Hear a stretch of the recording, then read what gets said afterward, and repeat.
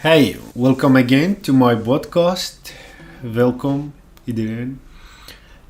Podcast verhaal van een nieuwkomer en ik ga vandaag praten met Firas en dit gaat in Engels. Welkom Firas. Thank you to coming here again for the second time. Thank you too, Ihab, and good evening everyone again. I was waiting patiently actually to be in the second episode of your beautiful podcast. Thank you. And the first one, it was really nice for me also to listen about your story more, to know you more and give me more inspiration how do we see the life. But today we will talk about a hard thing happen for you. I know personally in that time we were discussing to make the podcast, to make the first episode. Indeed. But you told me I will cancel everything. There is an earthquake, and I heard from you there is earthquake. Start to search for the internet. I don't have a family in Turkey, but you have all of your family in Turkey. Indeed. And even in the earthquake where is. So please let me know whenever you feel the question is hard for you, so I will stop. Thank you so much actually for these facilities from the beginning of the episode. I'm sorry that I was not able the last time to talk about the earthquake directly. No So worry. yeah, I prefer to prepare myself psychologically to be able to talk about what happened worries. and the catastrophic things that happened during the earthquake. Yeah, I can imagine. Well, as I told you earlier, I'm from Syria, and we fled to Turkey. And in Turkey, I lived actually. I think I missed this point. I lived in Turkey for around 6 years, Wow. 5 years and a half, and my family still live in Turkey, in Hatay province, in South Wow. Turkey. And can I ask, like, family gezin or the whole family, like your parents, My parents and my brothers and uncle, uncles, of okay. course, and So the whole aunts, family. The whole family, yeah. Well, they are living separated from each other, but still in the same province that was in where especially or where precisely the earthquake happened or occurred. Wow. So yeah, from the first degree, my parents and brothers, and also the family of my brother. Wow. They were living in Antakya city, and my Wow. family, my parents and the other brothers, they are living in Savannah city, which is coastal city. That's hard. Yeah. So is the earthquake was in the same, even in the building, it damaged the building, or it didn't affect the buildings? Now, as we all know, the amount of damage, it's unbelievable in Turkey, even in Syria, you know. Yeah. Okay, so can I ask you, how did you know about it? Yeah, of course. As you know, the earthquake occurred in the first hours of morning, around 4 o'clock. I was sleeping, like everyone actually. And suddenly I had a phone call, and that night I remember that I didn't switch my phone off, so it was on. Yeah.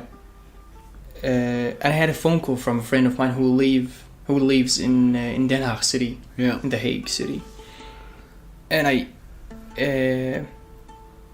talked to him, and he was like, "Firas, call your family and please try to reach them. There's an enormous earthquake occurred in Turkey and in Syria, and thousands of people under the rubbles." And well, first of all, I didn't believe that. Yeah. I didn't believe that a really earthquake occurred, and as he said, thousands of people are stuck in the rubbles. Yeah. And I tried actually to reach my father and my brothers and my mother, but there was no connection at all. Yeah.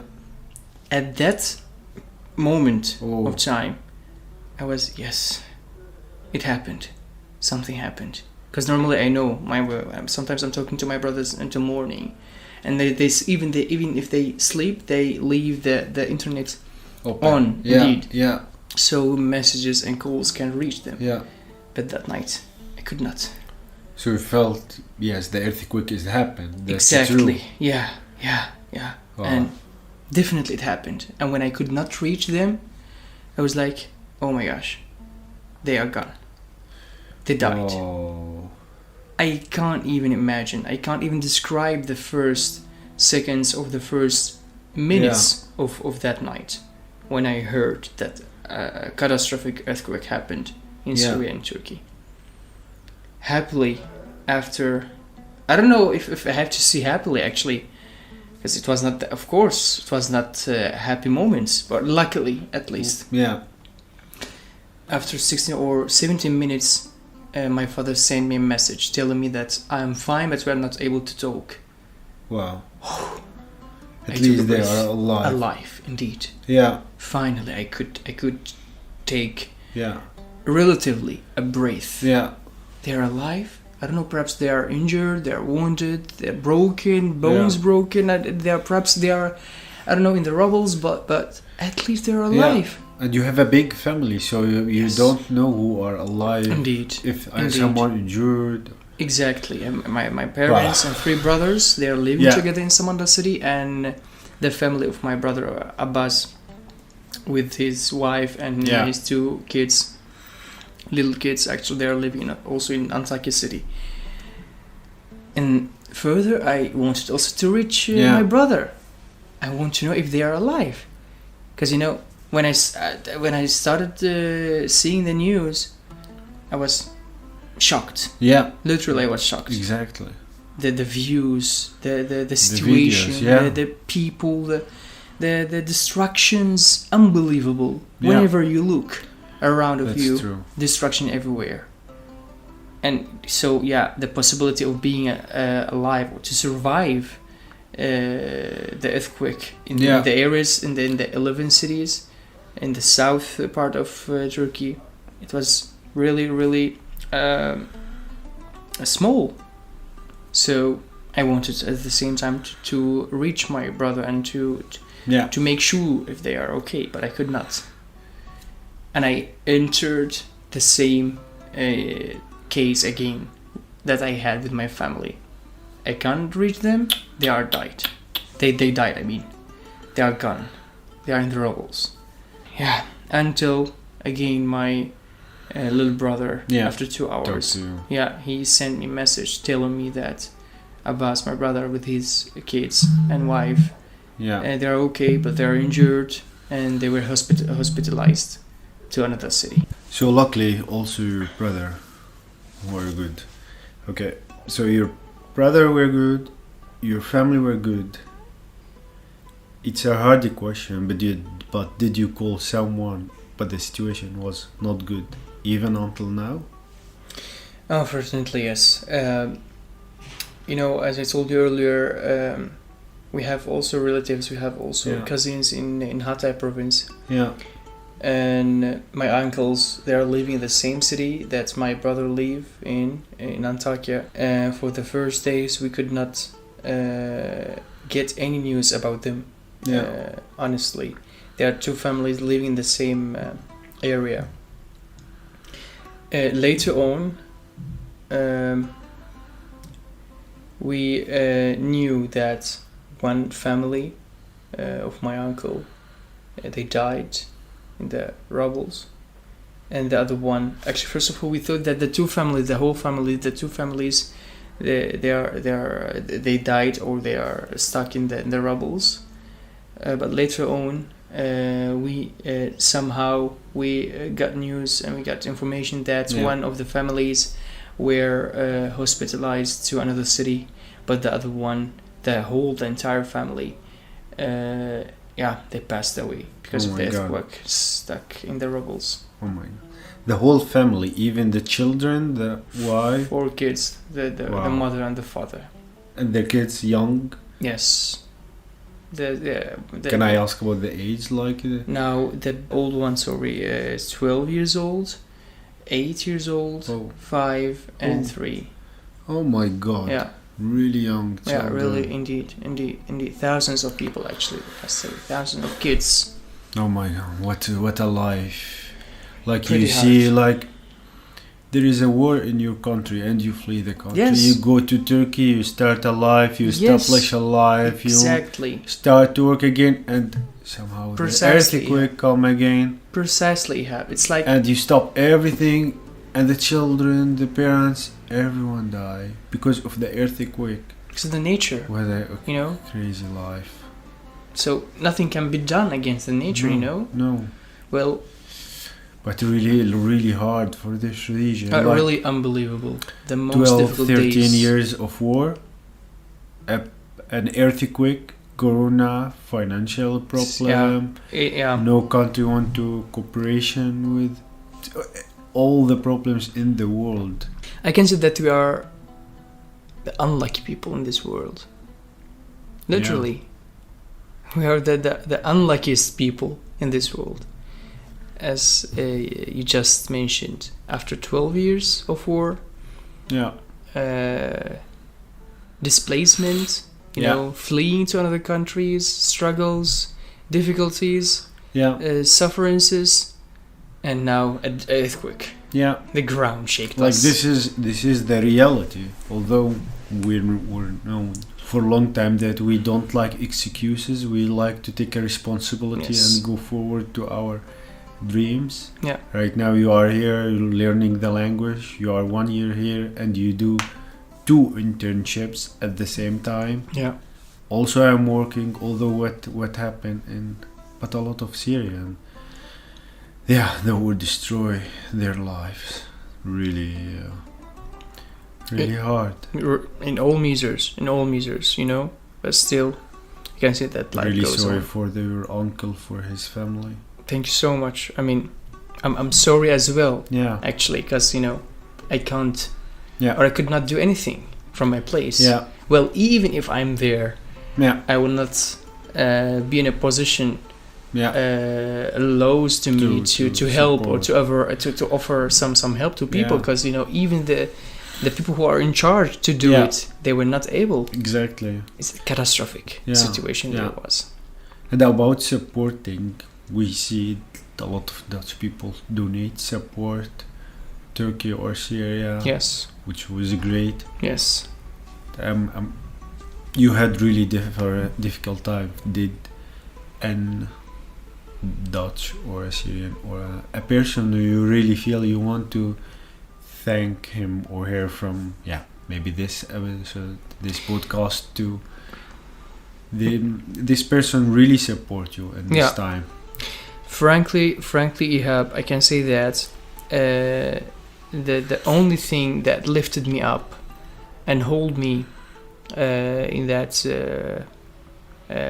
pretty hard and difficult period is the love and the support I was surrounded by. By people who I know here in the Netherlands, in Amersfoort city. I mean, Iris and Peter, the family who I met through Take Care BNB program. Elisa, my friend, she's my friend now. I met her through Body to Body organization in Amersfoort. And we skipped to be friends. Actually, we skipped into a friendship, from buddies to friendship. Lots of people, Julia as well, Caitlin, you, all the people who I know here in the Netherlands. I was rained by messages, by supportive messages who lifted me up, and all the love, all the hugs. Actually, I felt it. Honestly, I felt it. You know, even by Body to Body organization, while we are talking about this, I would like to mention this point. You know, the earthquake occurred in Turkey and in Syria, but the situation in Syria is more catastrophic, because you know, it's a country who has been indeed already destroyed, has been through war, and people already struggling with life. And actually, people who they are in desperate need to donation and to help for money, indeed. And I have also actually relatives in the north part of Syria. And while we were talking with Julia, she asked me like everyone, if they can do something. Yeah.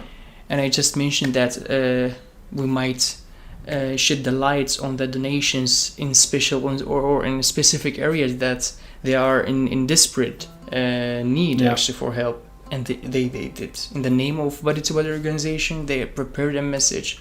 Yeah. And they try to spread it as much as possible between people to shed the lights on the north part of Syria who is really suffering already. Destroyed as so well. yeah, I'm really thankful, grateful for all the love, for all the support. That definitely you deserve it. Thank you so much.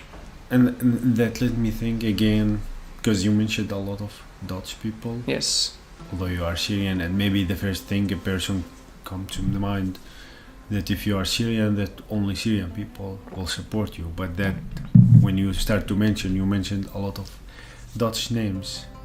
Also, my cousin died in Syria, and my Dutch friend, she supported me, and that let me think that it's not what the media try to do, and a lot of people try to do, that people support. It's important, the language or the culture or the skin color, black eyes, blue eyes, blonde, that doesn't matter. What matters that we are, all of us, we are human. We are human. Indeed. Yeah, at least a good point to focus about, and I really like to also focus about a good part of you. You're ambitious. Thank you so much. To social work. You really love to work on social work. Your dreams. First episode was about challenge, Turkey, refugee, and this one about earthquake. And I would like to add one more about your ambitious, about your dream, because you're really driven, about motivated. Thank you so much. Smiling, although all of this hard life. We are in life. I mean, to live this life. Yeah. Regardless, in spite all of the struggles and the difficulties and the barriers, we have to go on. We have to live our life. The life will continue. Of course. Yeah. Talking to you will continue as well. So happily, for next episode, we'll talk about your dreams and ambitions. With all pleasure. Okay. So thank you for everyone listen. Please, a little request to share this episode with everyone may feel interested to newcomers here, to know a different story, to know more about the people who really suffered from an earthquake without living in the earthquake area. Share it please, and thank you for listening. And tot volgende aflevering.